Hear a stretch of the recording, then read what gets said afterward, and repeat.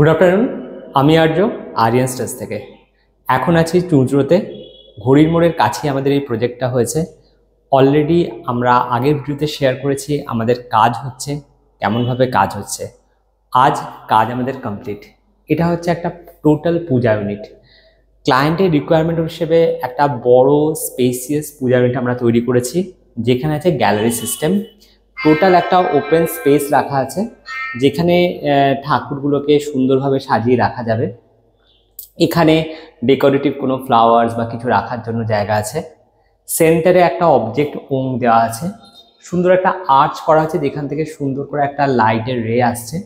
সাইডে রাখা আছে দুটো দুটো চারটে বক্স, যেখানে ছোট ছোট অবজেক্টগুলোকে রাখা যেতে পারে।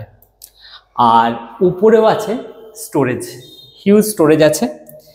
নিচে স্টোরেজ যেটা পুরো কভার থাকছে, এইদিকেও দুটো কভার থাকছে। এখানে থাকছে একটা ড্রয়ার, যেখানে ছোটোখাটো জিনিসগুলোকে স্টোর করে রাখা যেতে পারে। সব থেকে ইন্টারেস্টিং পার্ট হচ্ছে এই জায়গাটা। এটা কি বলুন তো? এটা হচ্ছে একটা টুল।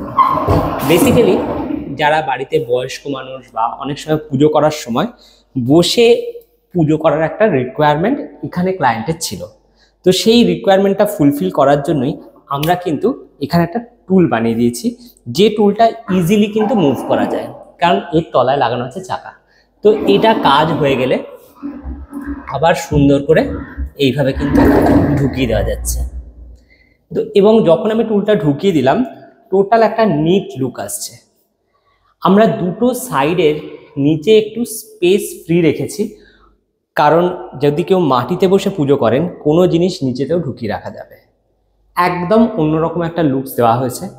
আপনারা কিন্তু আমাদের কমেন্ট বক্সে জানাবেন আপনাদের ভিডিওটা কেমন লাগলো, আমাদের এই ডিজাইনটা আপনাদের কেমন লাগলো। যদি চান আপনার বাড়িতেও এরকম সুন্দর পূজা ইউনিট তৈরি করবেন, নতুন কোনো ডিজাইন দিয়ে আমাদের সাথে যোগাযোগ করুন। আমরা আছি আপনাদের সাথে। Thank you.